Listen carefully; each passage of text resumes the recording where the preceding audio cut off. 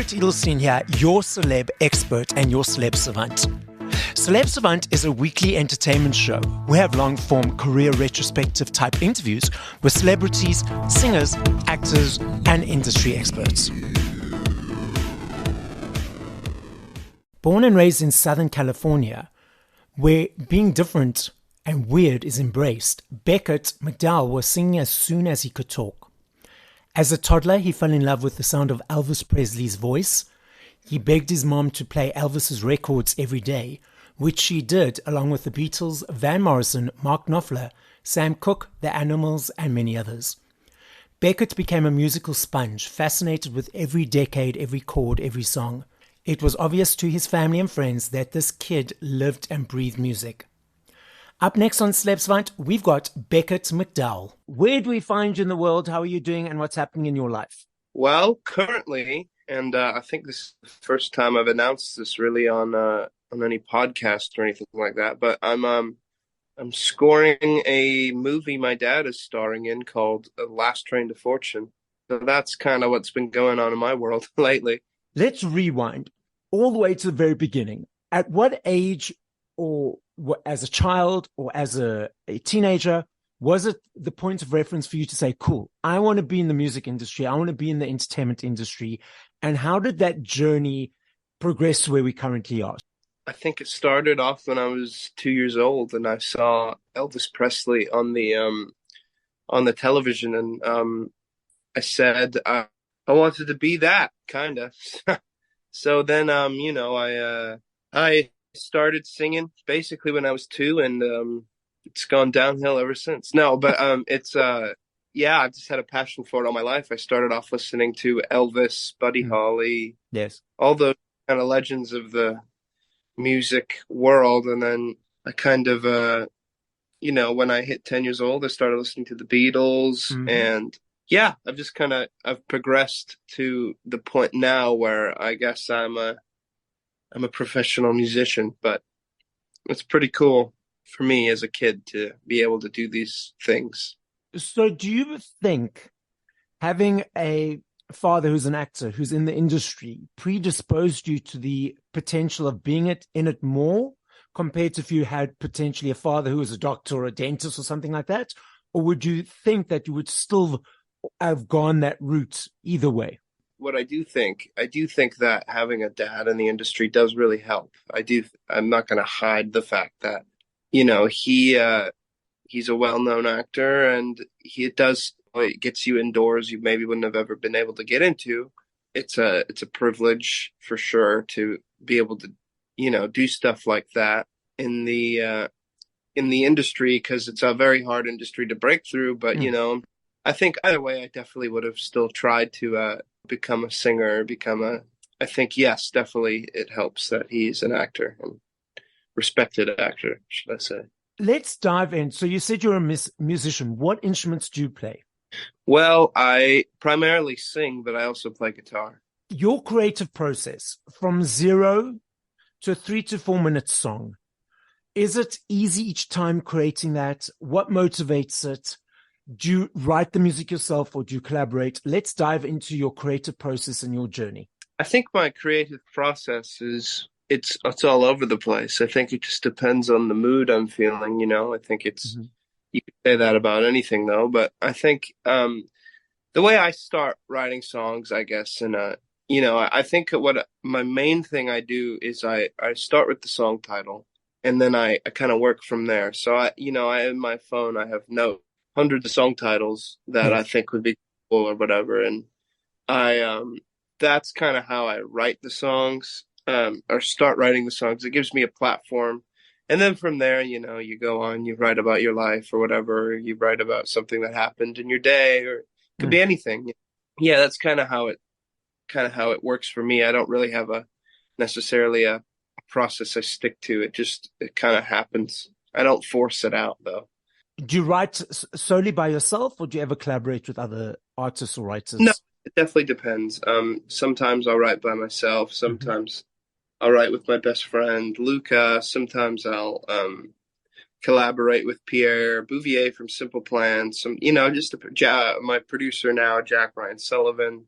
It just depends on where I'm at, who I'm with, kind of deal. But Mm. usually, I like collaborating with people. I just wrote a song with Mary Steenburgen, and yeah, no, so it's fun. Stuff like that's fun, But And you find which one do you find easier?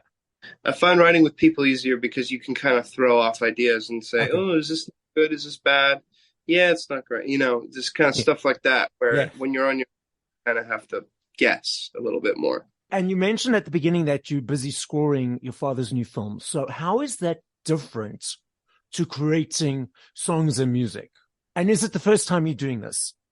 This is the first score I'm doing ever, Okay. but different because you kind of have to follow what the director wants because it's his vision, and it's interesting kind of to do it because it's just a completely different experience than what I'd be doing like with say like writing a song. Mm. It's completely different than like scoring a movie because you're sitting down. You're just mimicking what the director wants you to do, Okay. which is great, fun, and it's cool.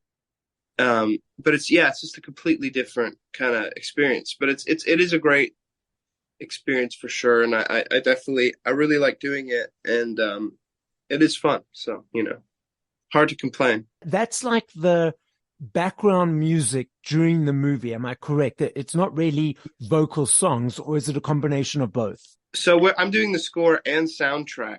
It's really both. Mm-hmm. Um, uh, the scores that that's kind of what that's like throughout the whole movie. It sets the whole tone for the whole movie. Exactly. It's quite quite a big deal, really, in terms of the movie goes, because you kind of without the score, that it's kind of it doesn't flow as well. Yes. It's a lot different. So, I think yeah, it's interesting for sure to be doing it because it's a completely different thing than I'm used to, but it's great learning experience. It's great fun. I'm working with one of my best friends, Jack Ryan Sullivan, on the music and score. It's quite a lot of fun. It's kind of a family project. Yes. The movie itself is it was Bill Pack. You remember that actor Bill Paxton? Yes. Yep. It was his passion project. It was his. This movie was been in the making for a very long time, and he unfortunately he passed away. He was one of our good friends.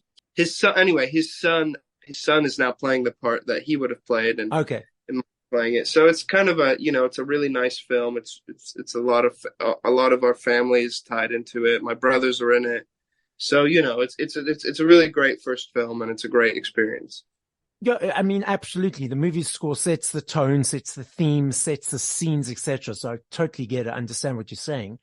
When you were approached to do it, was there any trepidation? It was like, oh, this is out of my comfort zone, out of my comfort box. Can I do this? Or was like, okay, let's learn, let's dive, let's experience, and let's just do it. I think it was more like let's just do this because Okay. I'm excited. I'm excited to do it. I think I'm not one to be kind of scared to do things. So I think I think it's just fun, and everybody's seems to be having a great time. And yeah, no, it's easy. Not Okay. easy in the easy to do the work. It's not easy at all. But you know what I Yes, yes, mean. yes. It's yeah, it's easy to it.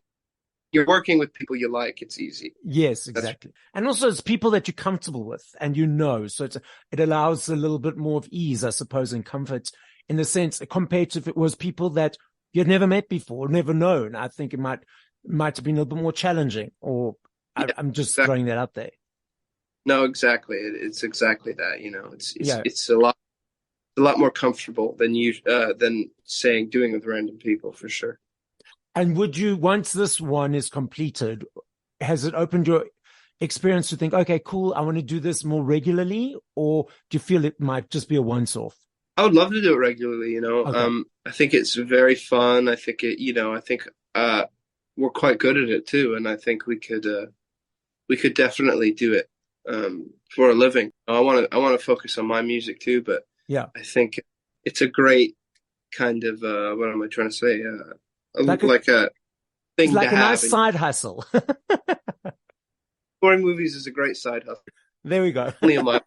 But yeah, no, I mean, but in truth, it really is a great kind of experience and a lot of learning and Mm. a lot of yeah, it's just cool. So at what point, I'm finding this quite interesting. So that's why I'm asking a lot of questions, because you're the first person that I've interviewed that's actually scored a movie before. So at what Yeah. point does the music come in? Does that happen after all the scenes and everything's filmed, or is it at the same time that the filmings happen? How does that whole process work? And typically during films, you score the movie once it's all done, Okay. which is what we're doing. We started doing a little kind of teaser stuff before it was all shot, but finally they just wrapped on the filming and they just did the reshoots and now it's all done. And now it's really time to kind of strap in and start working fully, long hours. And Mm. because before we hadn't really been, we've been working, but we hadn't been sitting down and watching the whole film with the director and kind of doing a little bits and pieces of that, but Yeah. not fully. Now we're gonna start really sitting down, taking many, many hours and kind of start working on like fully finishing the film, which I'm really excited for. And how long is that process? Is there a deadline of, okay, you've got 2 or 3 weeks, or is it a fluid process? I would say a month, maybe two. I don't, Okay. I haven't really gotten the full extent of the needs to be done Yes. quite yet, Okay. but no, it'll be working on it pretty soon here.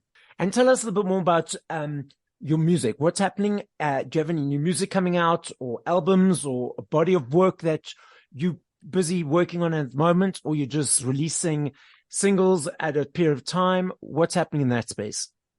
I really need to start releasing more stuff because I've just been working on this, taking up a lot of time, and we've been writing. We've written how many songs? We've written 8 songs or something for it already. I mean, that's almost an album in itself. I'm gonna start maybe in the next year, maybe 6 months. I'm gonna start really releasing a lot of stuff and really kind of strapping down and getting it done because I have a great album that hasn't been released. But it's a really great album with I did with Pierre Bouvier from Simple Plan, and I think the world deserves to hear it. So it'll be cool to finally get that out. I don't have a date for you.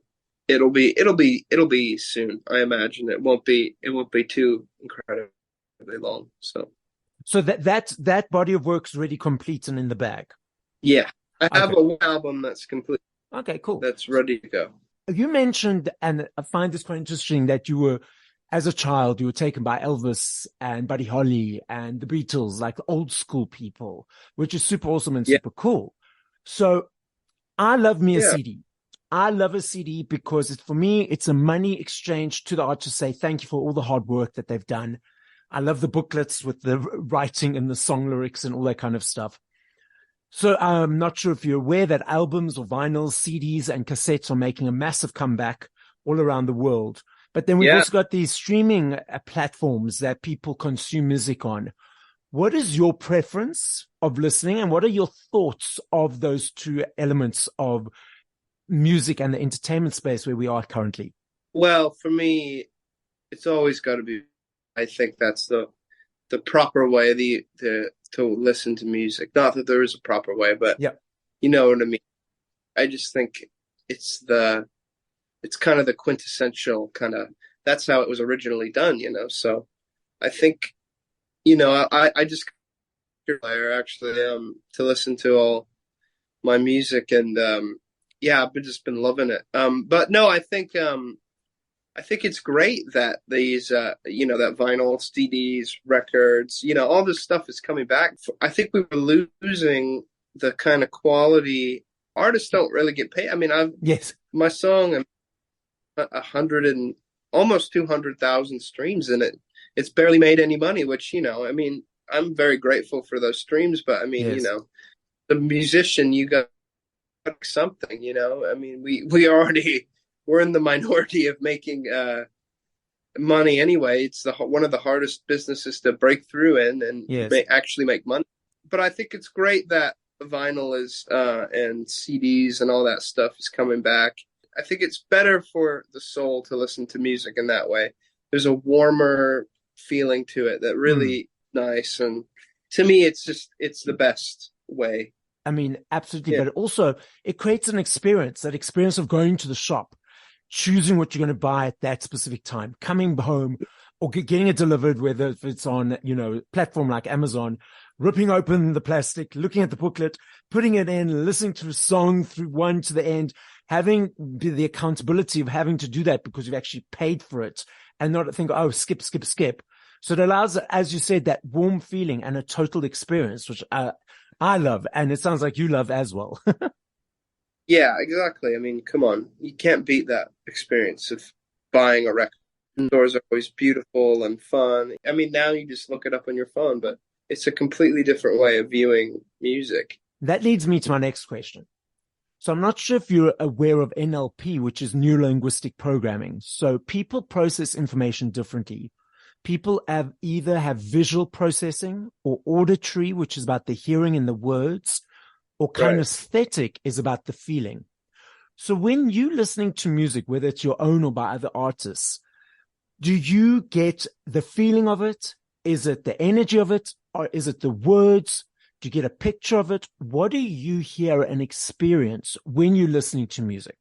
That's a good question. It just depends, really. I think I definitely feel the vibrations of the sound waves for Mm-hmm. sure when I music, especially if I listen on the record player. You can really hear it. It depends on the song. I think some songs are there's something about the lyrics of the John Lennon songs that Yes. there's something magical about them for sure.